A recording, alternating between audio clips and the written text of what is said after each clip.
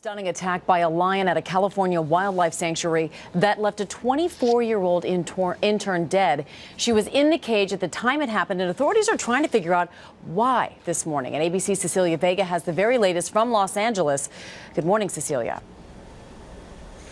Amy, good morning. Boy, what really happened inside this park remains a mystery. Something caused this lion to snap and turn on this intern. Her family tells me she was so new to the job, she wasn't even supposed to be inside the cage. This morning, a team of investigators is trying to figure out what made the lion turn on Dianna Hanson in this wild animal park near Fresno Wednesday.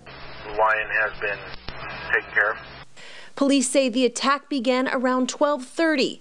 The 24-year-old intern, who had just 2 months on the job at Cat Haven, was inside an enclosure with this 4-year-old African lion named Couscous. Another park worker frantically tried to distract the cat as it mauled Hanson, but nothing worked. Less than 30 minutes after Hanson had entered the cage, sheriff's deputies arrived and began firing, hoping to reach her.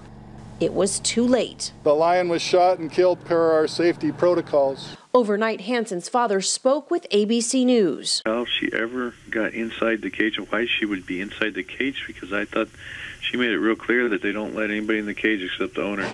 This morning, the 100-acre private zoo is closed to the public. Later today, state wildlife officials will do a necropsy on Couscous, trying to determine what may have caused the attack. This is a situation where you had somebody was too close to a lion. The park's owner said overnight the lion had been raised there since it was just 8 weeks old.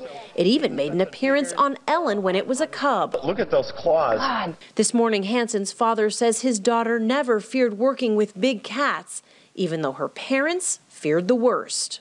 Anybody who works with cats know that they are wild animals, and they can turn, even on people that are closest to them. So I always had this horrible nagging premonition that I would get a call like this.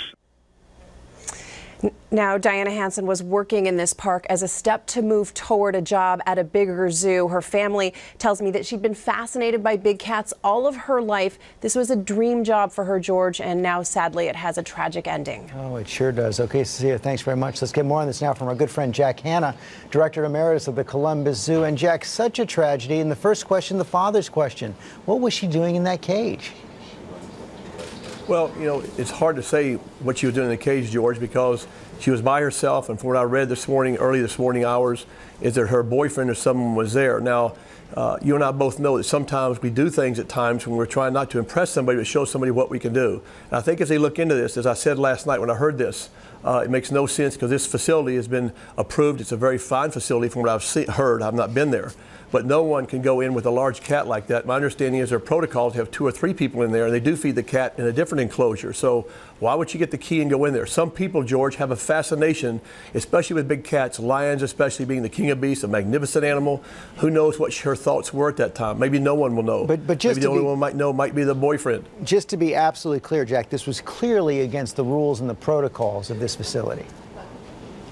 Exactly, exactly. And her father, according to a statement in the LA Times, said she was totally fearless of the animals. This, George, is where you have a train wreck. When we film in the wild, the cats, or wherever we work with them, we have a comfort zone of the animal, as you know from Good Morning America, a comfort zone of the animal and comfort zone of us, especially to a large animal like this. And when those comfort zones are crossed, George, there's a train wreck. Obviously, the comfort zone of this lion was crossed, and at that point, a lion did what he has to do. What set it off? I don't know. These are wild animals.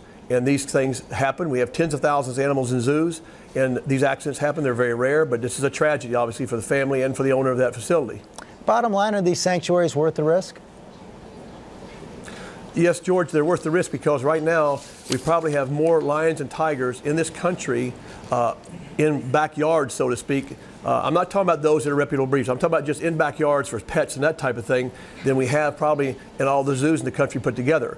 They are still there, George. We have to have these good sanctuaries to help us because in the zoo world we can't take all these cats because of breeding programs. So someone has to do this until, like the Ohio law, as you know, we passed the most stringent law in the country in Ohio, Governor Kasich did recently, where we won't have this happen. We had 200 tigers, George, in backyards when this all happened last year.